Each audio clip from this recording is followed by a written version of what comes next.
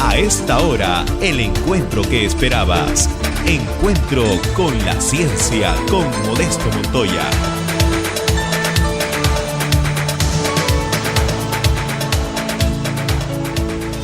Ahora tenemos la presentación de Víctor Viera, que nos va a presentar el trabajo Determinación del valor del flujo medio neutrónico en un elemento combustible del RP10. El equipo que conforma Víctor Viera está constituido por Agustín Zúñiga, Javier Quispe, Juan Zulca, Gianfranco Huaco, Paolo Tataje, Germán Cáceres, Álvaro Aguirre, Braulio Ticona y Wilder Arévalo. Un aplauso para nuestro expositor. Primeramente, buenos días y agradecer a los organizadores de este evento.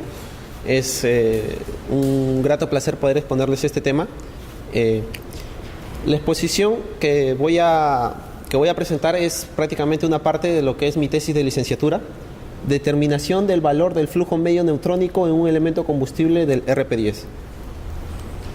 El contenido es muy breve, voy a presentarles un resumen, introducción, un fundamento teórico breve, el desarrollo experimental, que generalmente es donde me he evocado más, y el resultado y las conclusiones adecuadas. La operación segura de un reactor nuclear de investigación es la condición principal y antecede a su utilización. ¿Eso qué quiere decir? Que esta exigencia va desde la puesta en servicio y se prolonga hasta todo su uso, ¿no? O la implementación del reactor. Entonces, para este fin se deben realizar mediciones de diferentes tipos de parámetros: criticalidad, criticidad, distribución de neutrones, reacciones nucleares y potencia. En este sentido, estos pueden ser calculados mediante vías de cálculo o experimentales. Concerniente a la distribución de neutrones, una determinación muy requerida es determinar el flujo neutrónico térmico de una configuración nuclear. Esta metodología se puede considerar muy trabajosa y es prácticamente una metodología absoluta, por lo que se suele realizar exclusivamente en la puesta a servicio del reactor. Entonces, y también cuando el núcleo está fresco. Entonces, para este fin, nuestra investigación va a utilizar el método de activación neutrónica de indicadores metálicos para calcular el valor medio del flujo de un elemento primeramente combustible a una corriente de 2.1 por 10 a la menos 9 amperes, utilizando combustibles de óxido de uranio, que posteriormente en la puesta a servicio que se viene se va a cambiar este tipo de combustible a siliciurio de uranio, y se va a utilizar también indicadores metálicos tipo juela y alambres, ¿no? Las posiciones que se van a evaluar van a ser 3 elementos combustibles: F2, C4 y E6. En la introducción, una de las magnitudes que se debe determinar experimentalmente es la potencia neutrónica. Entonces, el objetivo de esta investigación es determinar el flujo medio de elementos combustibles para llegar a la potencia neutrónica. Entre esta transición, nosotros vemos que se va a calcular también el flujo medio del núcleo. Entonces, este objetivo principal, que es el calcular el flujo medio de elementos combustibles, va a anteceder. ¿El micro?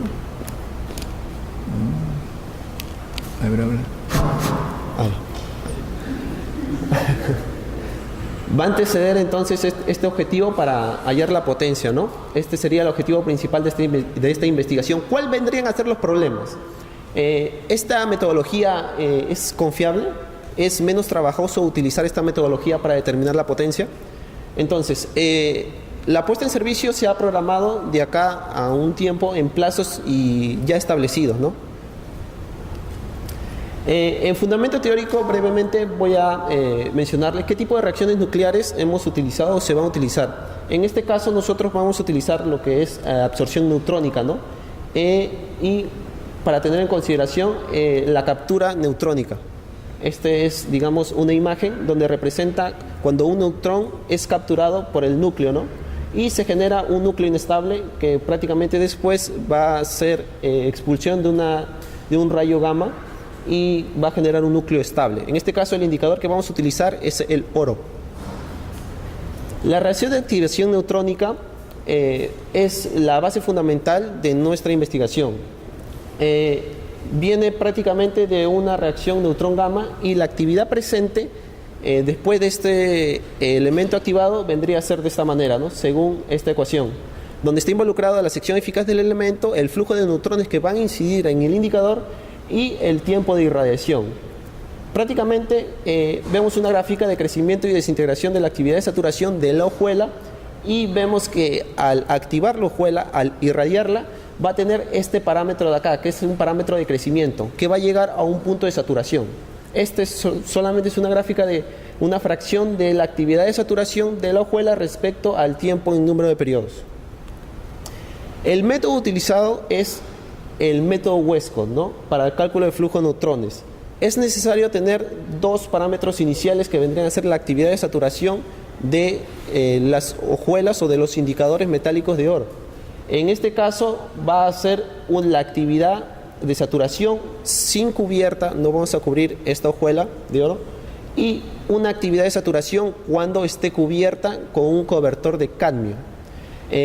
Los contajes o los pulsos por segundo nos los van a dar los detectores, en este caso el detector de germanio hiperpuro, y van a haber factores, ¿no? Factores de corrección que vienen a ser factores de irradiación temporal, factores de tiempo de espera, eficiencia del detector. Todos estos parámetros que van a ser correcciones van a ir debajo del contaje que nos va a dar el detector.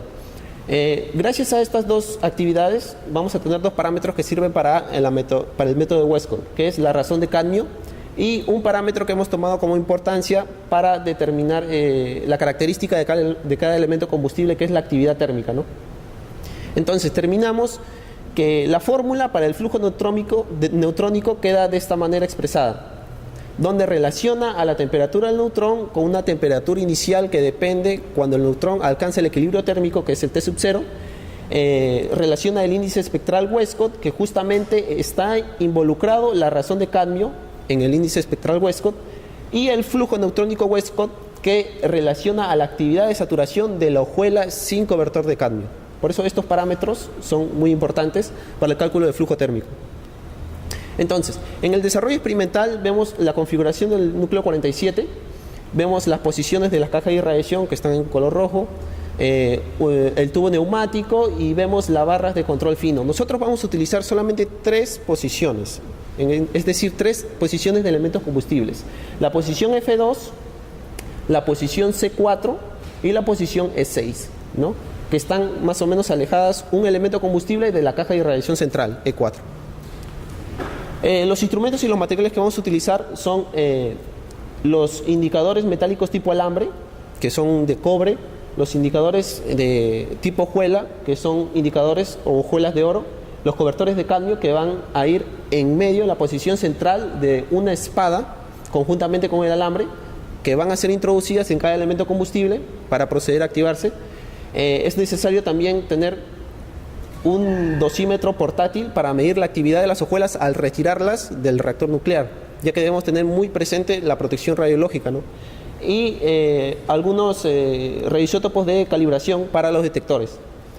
Aparte también tijeras, cintas adhesivas, guantes, equipo de protección radiológica como los dosímetros personales, guardapolvos, termográmetros para medir las condiciones iniciales del laboratorio. Entonces, para esto nosotros colocamos los códigos de los indicadores, la codificación L, para cada posición de elemento combustible y para cada canal. En este caso solamente hemos elegido 4 canales por cada elemento combustible, que son el canal 1.2, 5.6, 11.12 y 15.16. Para cada elemento, que es el F2, el C4 y el E6, ¿no? Y procedemos a pesarlas mediante una balanza electrónica, ¿no? Que ha sido previamente calibrada. Las cadenas de medición que vamos a utilizar, o sea, los detectores, son el detector de germanio hiperpuro, que vendría a ser que vendría a estar en esta figura de acá, que está enfriado criogénicamente, ya que al ser un semiconductor utiliza nitrógeno líquido para el proceso de enfriamiento. La cantidad de nitrógeno líquido que tenemos en este tanque va a ser medido por un activímetro que ha sido adaptado. Este es el equipo de acá, de marca Canberra. Y el detector tiene que ser rodeado por anillos de plomo para evitar algún tipo de interferencia alrededor cuando se va a medir las hojuelas, los indicadores metálicos tipo hojuela. ¿no? Necesariamente entre el detector y el sistema de visualización, el computador, es necesario un sistema electrónico, una fuente de alto voltaje, que aproximadamente se debe elevar de 3.5 kilovoltios para el proceso de operación de este detector, un amplificador y un multipuerto, que este multipuerto, la función es poder añadir más detectores similares de germanio hiperpuro si es que uno quiere realizar mediciones al mismo tiempo, no instantáneas. La otra cadena de medición es para los indicadores tipo alambre, ¿no? El sistema de detección vendría a ser del detector de yoduro de sodio, que vendría a ser de esta manera, que vendría a estar en esta ubicación de acá. De igual manera tiene que estar rodeado o tiene que estar protegido por un cobertor grueso de plomo para que no haya ningún tipo de interferencia. Y vemos que existe un sistema de alambres o de escaneo de alambres automático, que nosotros al colocar un tiempo de medición determinada, este sistema se va moviendo, analizando o tratando de medir la actividad del alambre tramo por tramo. Al igual que el otro sistema de detección, tiene una fuente de alto voltaje de 900 voltios aproximadamente para la operación de este detector, el sistema de escaneo de alambres y un amplificador.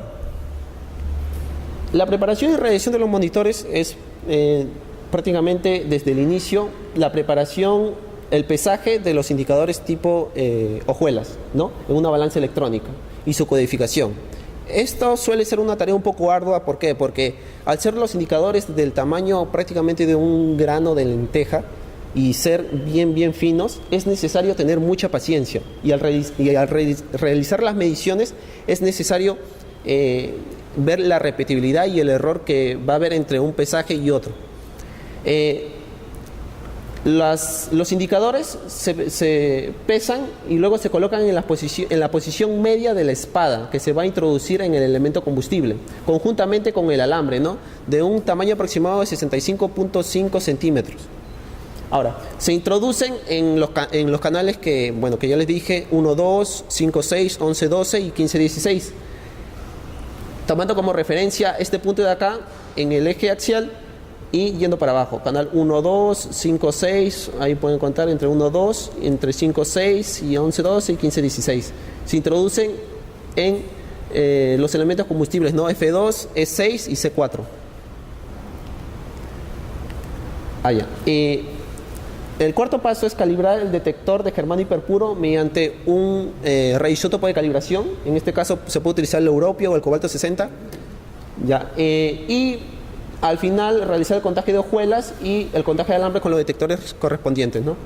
El procedimiento de cálculo es prácticamente similar al anterior. Se determina el flujo neutrónico mediante el indicador tipo alambre, mediante la cadena de yoduro de sodio, y mediante una normalización se determina el flujo neutrónico del tipo hojuela respecto al alambre. Eso nos da un perfil de flujo ya térmico total o axial de cada canal en cada elemento.